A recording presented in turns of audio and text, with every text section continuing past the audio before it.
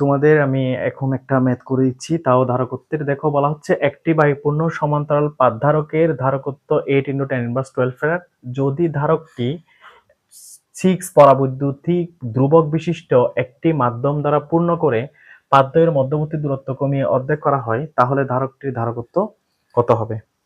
তো তোমাদের নিশ্চয় মনে আছে, আমি তোমাদেরকে বলেছিলাম যে এরকম একটা প্রতিপাদন তোমাদের করাইছিলাম। ধরো এটা একটা ধারক, তো এই ধারকের মধ্যে ডাইইলেকট্রিক মেটাল রেখেছিলাম।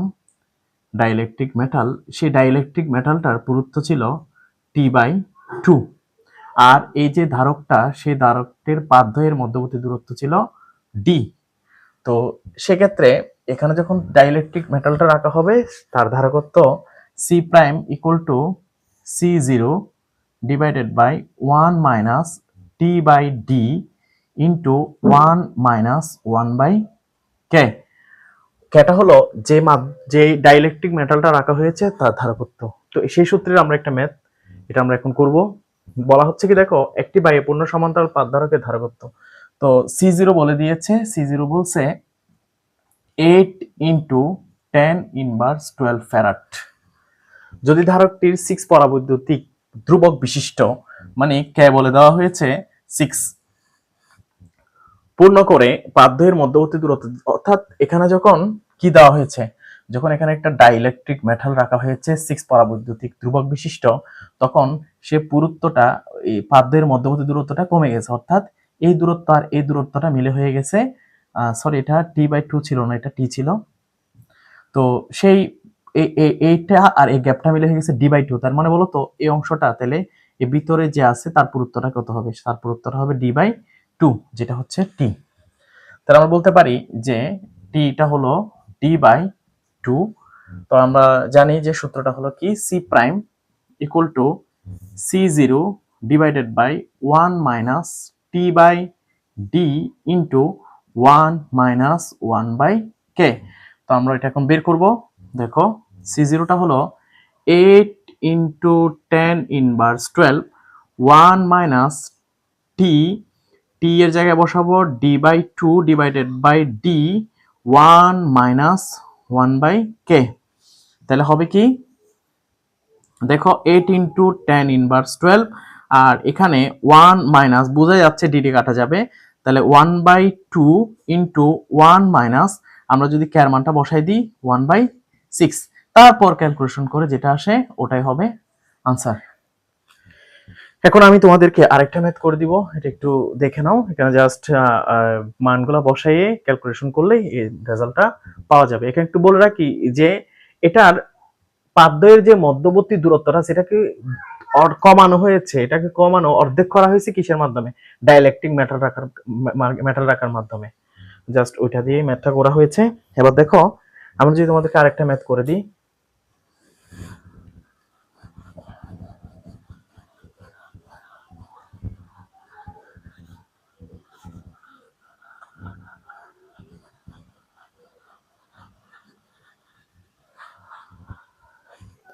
তো ম্যাথটা হলো, আমি একটা বই থেকে তুলেছি। তিনটি ধারকের ধারকত্ব যথাক্রমে, তিনটি ধারকের ধারকত্ব, প্রবলেম অঙ্কটা কত নাম্বারে সেটা তোমরা নিজেরা দিয়ে নিবা। তিনটি ধারকের ধারকত্ব, তিনটি ধারকের ধারকত্ব, তিনটি ধারকের ধারকত্ব যথাক্রমে 5 মাইক্রোফ্যারাড, 10 মাইক্রোফ্যারাড, 10 মাইক্রোফ্যারাড ও 1 মাইক্রোফ্যারাড। প্রশ্নটা হচ্ছে, এদের প্রথম ও তৃতীয়টিকে, এদের প্রথম ও তৃতীয়টিকে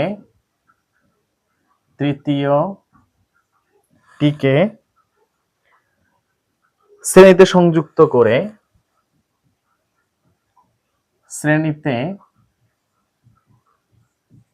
সংযুক্ত করে, যুক্ত করে দ্বিতীয়টির সাথে সমান্তরালে সংযুক্ত করা হলে, দ্বিতীয়টির সাথে সমান্তরালে সংযুক্ত করা হলে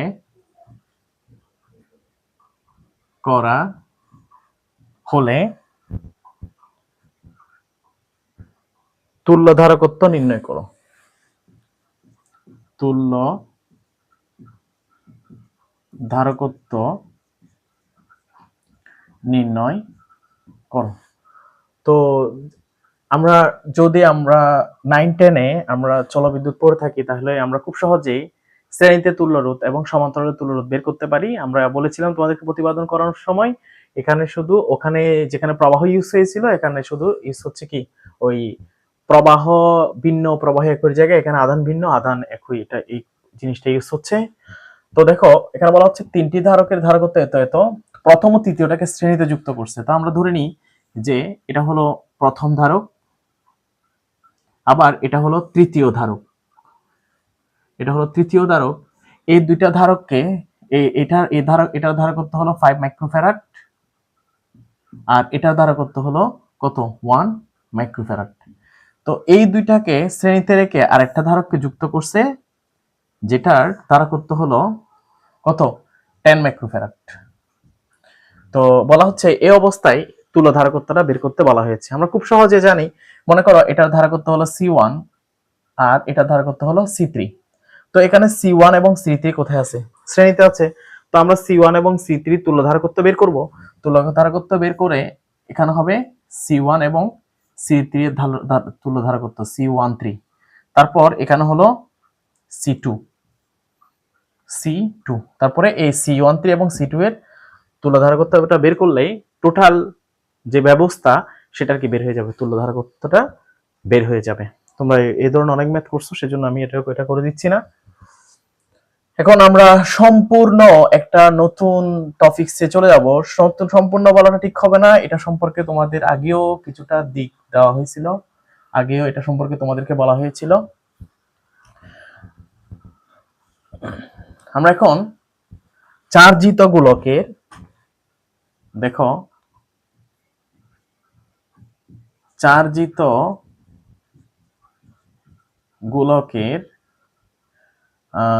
গোলকের আচ্ছা, আমি এটার আগে আমি একটু জিনিস সামান্য একটু করা উচিত, ওইটা একটু বলি। মনে করো ডাইইলেকট্রিক মেটাল, অর্থাৎ ধারকত্বের আর কয়েকটা ম্যাথ আমরা যদি করি, ব্যাপারটা হচ্ছে এরকম টাইপের। মনে করো এটা একটা ধারক,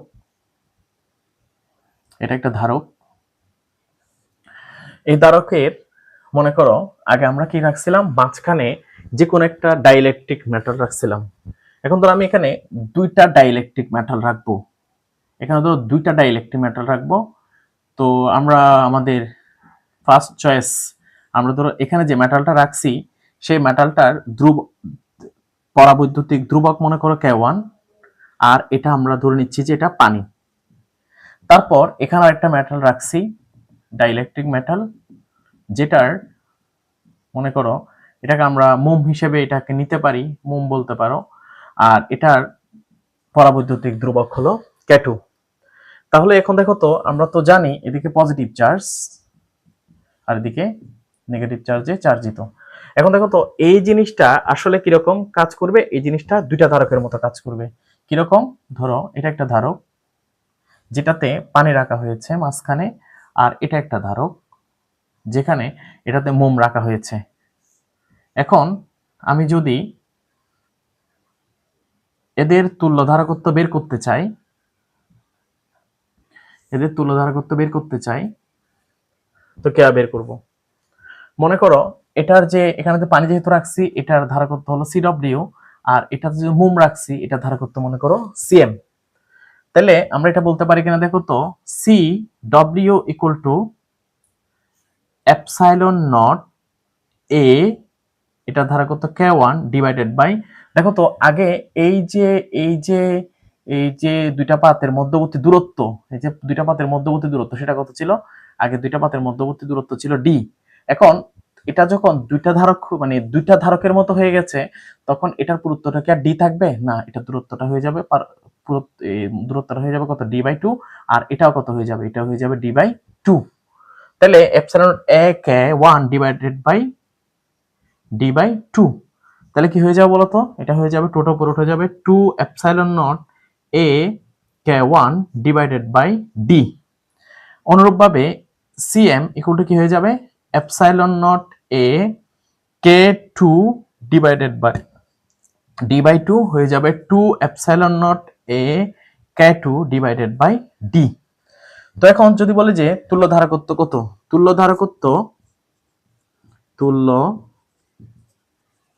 ধারকত্ব সি এস হলে 1 by CS equal to 1 by CW plus 1 by CM. তাহলে 1 বাই সিডব্লিউ সমান আমরা লিখতে পারবো 2 epsilon naught A K 1 divided by D plus 1 by CM এর জায়গায় 2 epsilon naught A K 2 divided by D. আমরা জানি এটা গুণ হয়ে যাবে, গুণ হলে উল্টে যাবে, উল্টে গেলে এখানে উপরে হবে ডি আর নিচে হবে 2 epsilon naught A K 1 plus নিচে উপরে হবে ডি, নিচে হবে 2 এপসাইলন নট এ কে 2। তাহলে এখানে কি কমন যায়? আমরা জানি এখানে ডি কমন যায়, 2 এপসাইলন নট এ কমন যায়, তাহলে আর থাকতেছে 1 বাই কে 1 প্লাস 1 বাই কে 2। আমরা এই সূত্রটা দিয়ে সিএস অর্থাৎ এই ধারকটার ধারকত্ব বের করে ফেলতে পারবো। দেখি আবার ভুলেও পাগলের মতো মানে ওইটা বলে দিও না যে ধারকত্ব হচ্ছে epsilon naught A divided by D, এটা বলে দিলে কেটে জিরো বসায় দেওয়া হবে। ঠিক আছে, আচ্ছা এটা তো গেল। এখন আমরা যদি এখানে দেখো এটা না করে যদি এভাবে করা হয়, ধরো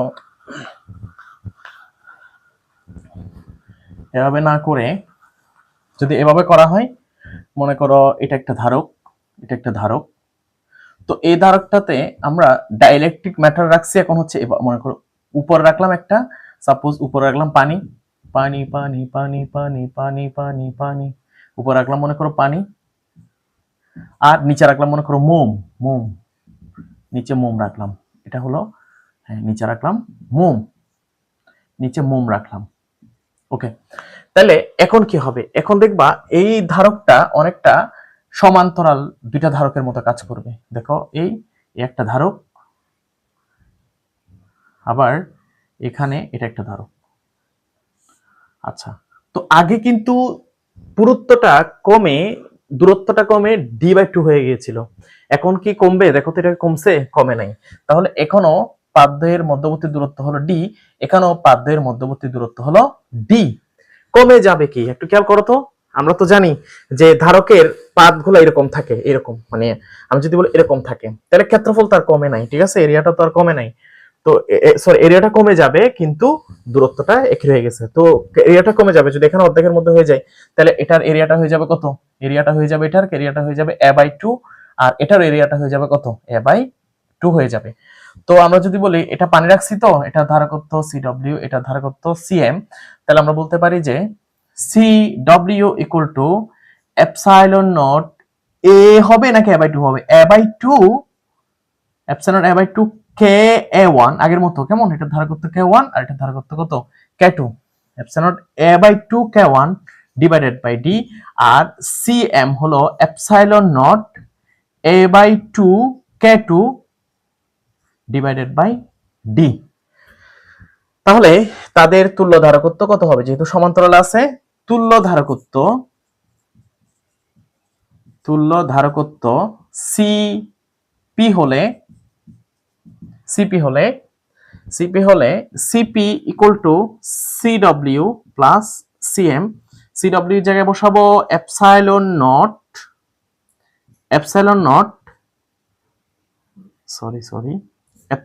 not into a by 2 K 1 divided by D plus epsilon naught a by 2 K 2 divided by D.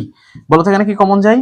এখানে কমন যায় হচ্ছে, দেখো টুটা তো নিচে নেমে যাবে, তো নিচে নামলে আমরা যদি এখানে একটু করে আসি, নিচে নামলে এটা হয়ে যাবে epsilon naught A K 1 divided by twice D, এটা হয়ে যাবে epsilon naught A K 2 divided by কত?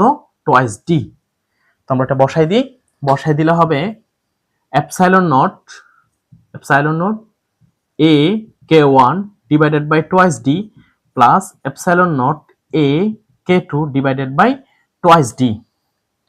তাহলে হবে আমরা যদি এখানে কমন নিয়ে ফেলি, তাহলে কমন নিলে কি দিয়ে কমন নিতে পারতেছি আমরা, epsilon naught A divided by twice ডিও কমন নিয়ে ফেলা যাবে। তাহলে থাকতেছে K one plus K two, যেটা হচ্ছে এই দুইটা সমান্তরাল পাত ধারকের ধারকত্ব, যেটা এই উপরে একটা ম্যাটার ডাইইলেকট্রিক ম্যাটার রাখছো, নিচে একটা ডাইইলেকট্রিক ম্যাটার রাখছো, যার ধারকত্ব।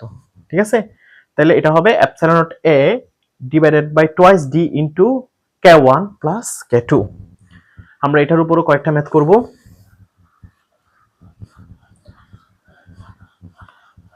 এখন তোমাদেরকে একটা কথা বলি, তোমরা দেখে এরকম চিন্তা করবা যে এরকম এখানে একটা ডাইইলেকট্রিক ম্যাটার, উপর এক ধরনের ডাইইলেকট্রিক ম্যাটার রাখছো, উপর এক ধরনের ডাইইলেকট্রিক ম্যাটার রাখছো, নিচে এদিকে এক ধরনের ডাইইলেকট্রিক মেটাল, আবার এদিকে এক ধরনের ডাইইলেকট্রিক মেটাল রাখছো। আগের মতো এই দূরত্বটা হলো ডি। তো সেই হিসাবে দেখি এটার ধারকত্ব কত হবে সেটা বের করবে, আমাকে ক্লাসে দিবা, অফলাইন কিংবা অনলাইন ক্লাসে আমাকে এটা করে দেখাবে। তো আমরা এখন বের করব হচ্ছে, দেখো চার্জিত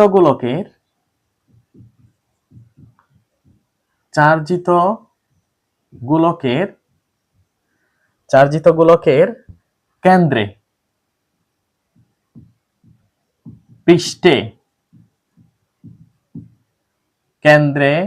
পৃষ্ঠে অভ্যন্তরে বাইরে প্রাবল্য নির্ণয়। হ্যাঁ, তো দেখো আমি এটা একটা চিত্রের মাধ্যমে খুব শর্টকাট বলে দিচ্ছি। দেখো এটা হলো একটা চার্জিত গোলক। তো আমরা জানি গোলকের চার্জ থাকে কোথায়, পৃষ্ঠে, এবং এটা সমভাবে বণ্টিত থাকে, সুষমভাবে চার্জিত থাকে। ওকে, এখন আমাকে বলো তো, মনে করো এটার যে তড়িৎ ক্ষেত্র, সেই তড়িৎ ক্ষেত্রটা কাজ করে কোন দিকে? আমরা জানি যে কোন দিকে, বাইরের দিকে, তাই না? এদিকে সব দিক দিয়ে বাইরের দিকে কাজ করবে, তড়িৎ বলরেখাগুলো এভাবে কাজ করবে, বাইরের দিকে কাজ করবে। এখন তুমি যদি একটু তাকাও তাহলে মনে হবে যেন তড়িৎ বলরেখাগুলো কোথা থেকে আসছে। দেখো পেছনের দিকে বাড়াও, মনে হবে যেন সবগুলো কোথা থেকে গেছে, এই গোলকের কেন্দ্র থেকে গেছে। কেমন? তো এখন আমরা যদি বলি, প্রথমে দেখো আমি যদি বলি বাইরে মনে করো এই বিন্দুটাতে, সাপোজ এখান থেকে এই দূরত্বটা, সেটা মনে করো ক্যাপিটাল আর। তাহলে এখানে প্রাবল্য ই ইকুয়াল টু কি হবে? E equal to C into Q divided by কি হবে, এই ক্যাপিটাল আর স্কয়ার। তারপর পৃষ্ঠে বলতে কোথায়? পৃষ্ঠে বলতে মনে করো এই জায়গাটাতে। এখানে আমি একটু মুছে দিই এটা। এখানে দেখো গোলকের ব্যাসার্ধটা মনে করো স্মল আর। সেক্ষেত্রে এখানে প্রাবল্যটা হবে equal to C into Q by R square. আচ্ছা, এখন যদি বলা হয় যে কেন্দ্রে প্রাবল্য কত, এই কেন্দ্রে প্রাবল্য কত, কেন্দ্রে প্রাবল্য কত, তো কেন্দ্রের প্রাবল্য যদি বের করতে চাও, আমি এটা একটু মুছে দিই। দেখো কেন্দ্রে যদি প্রাবল্য বের করতে চাও, তো এই কেন্দ্রের মধ্যে একটু খেয়াল করো তো, এখানে +1 চার্জ আছে। তো এই +1 চার্জকে দেখো তো, এই চার্জটা এদিকে, যেহেতু এটা কেন্দ্রে, এই চার্জটা এটাকে এদিকে যে বলে ধাক্কা দিবে, এই চার্জটা এদিকে ঠিক সেম বলে ধাক্কা দিবে না? ঠিক আছে, আবার দেখো তো এই চার্জটা এটাকে এদিকে যে বলে ধাক্কা দিবে, আবার এটা এদিকে যে চার্জগুলো আছে সেগুলা এই চার্জ এদিকে, এই চার্জটাকে +1 কুলম্ব চার্জটাকে এদিকে সে বলে ধাক্কা দিবে না। তাহলে বলো তো এটা কি নিউট্রাল থাকবে, অর্থাৎ এটা কি কোন দিকে যাবে নাকি ওখানে স্থির থাকবে? ওখানে স্থির থাকবে। তো ওখানে যদি স্থির থাকে, তো সেক্ষেত্রে কেন্দ্রের তড়িৎ প্রাবল্যের মান কি হবে? 0 হবে। ওকে, ঠিক আছে, আমরা তাহলে দেখলাম যে কেন্দ্রে প্রাবল্য কত, বাইরে প্রাবল্য কত, এখন বাকি রইল হচ্ছে পৃষ্ঠে প্রাবল্য কত, বাকি রইল হচ্ছে অভ্যন্তরে প্রাবল্য কত। তো অভ্যন্তরে প্রাবল্য বলতে মনে করো আমরা এখানে এরকম এরকম এখানে একটা বিন্দু নিচ্ছি, সাপোজ ধরো এখানে একটা বিন্দু নিচ্ছি। তো যে বিন্দুতে বিন্দুটা নিচ্ছ, যে জায়গা যেখানে +1 কুলম্ব চার্জটা রাখবা, সেখানে মনে করো তুমি এখানে একটা দুইটা রেখা টানবা, তুমি খুব সহজে বুঝে যাবে এটা, ঠিক আছে। এখানে একটা রাখছো, তো রাখলে এখন আমাকে বলো তো এখানে এখানে যে চার্জগুলো আছে সেই চার্জগুলা, এখানে যে চার্জ আছে সেই চার্জ, এবং অর্থাৎ এখানে মাঝখানে যে চার্জগুলো আছে সেই চার্জগুলো কি করবে, এটাকে মনে করো আমি তিনটার কথা যদি বলি, এই চার্জটাকে এদিকে ধাক্কাবে, এদিকে ধাক্কাবে এবং এদিকে ধাক্কাবে। এবার এদিকে যে চার্জগুলো আছে, দেখো এদিকে চার্জগুলো আছে, এগুলো এখানে চার্জের পরিমাণ বেশি, কিন্তু দূরত্বটা হচ্ছে কি, দূরত্বটা অনেক বেশি, দূরত্বটা অনেক বেশি।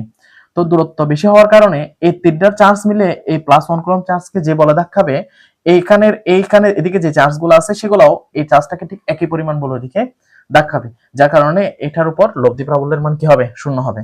তাহলে অভ্যন্তরেও প্রাবল্যের মান কি হবে, 0 হবে, ঠিক আছে।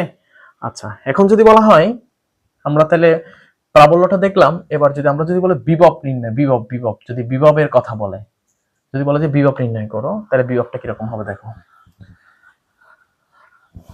তো আমি খুব আগের মতো চিত্রটা নিচ্ছি, নেওয়ার পরে দেখো যদি বলা হয় বাইরে, তাহলে কেন্দ্র থেকে দেখো বাইরে মনে করো এখানে, তো এখানে বিভব ভি কত হবে, বি বাইরে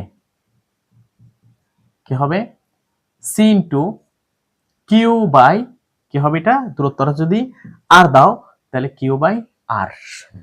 এখন পৃষ্ঠে যদি হয় তাহলে বি পৃষ্ঠে, দেখো বি পৃষ্ঠে কি হবে, সি ইন্টু ব্যাসার্ধটা মনে করো আর, তাহলে সি ইন্টু কি হবে বলো, এই কিউ বাই আর, ঠিক আছে। আচ্ছা, এখন যদি বলে যে কেন্দ্রে, কেন্দ্রে বা অভ্যন্তরে, দেখো অভ্যন্তরে, আচ্ছা মনে করো এই দেখো অসীম থেকে, আমরা জানি তো চার্জটাকে তড়িৎ ক্ষেত্রে কোনো বিন্দু টানতে যে পরিমাণ কাজ করতে হয়, তো অসীম থেকে এখানে আনার জন্য কাজ করতে হয়েছে, ভিতরে কি কোনো তড়িৎ বল, আমরা তো বলছিলাম যে মানে ভিতরে আসলে কোনো তড়িৎ বলরেখা থাকে না, কোনো তড়িৎ বলরেখা থাকে না। আমরা জাস্ট বোঝানোর জন্য তোমাদেরকে বলছিলাম যে ওগুলা মনে হচ্ছিল যেন কোত্থেকে আসে, কেন্দ্র থেকে আসে, আসলে ভিতরে কি কোনো তড়িৎ বলরেখা আছে, নাই। কেন? কারণ চার্জগুলো আছে কোথায়, পৃষ্ঠে। তাহলে অসীম থেকে এই পৃষ্ঠে আনার জন্য কাজ করতে হয়েছে, ভিতরে যেহেতু কোনো তড়িৎ বলরেখা নাই, তাহলে ভিতরে এখান থেকে এখানে আনার জন্য কোনো কাজ করতে হবে, হবে না। এখান থেকে এখানে আনার জন্য যে পরিমাণ কাজ করতে হয়েছিল, এখানে আনার জন্য ঠিক একই পরিমাণ কাজ করতে হবে, বা কেন্দ্র আনার জন্য ঠিক সেম পরিমাণ কাজ করতে হবে। তাহলে সেটা বি অভ্যন্তরে বলো বা বি কেন্দ্রে বলো, সেটা হবে কার সমান, বি পৃষ্ঠের সমান, যেটা হলো সি ইন্টু কিউ বাই আর। তো আমি এর পরের ভিডিওতে আমি তোমাদের এই এই টপিকসটার উপরে, বা এর আগে যে টপিকসটা করেছি সেই টপিকসটার উপরে কয়েকটা ম্যাথ করাই দিব। ভালো থাকবা।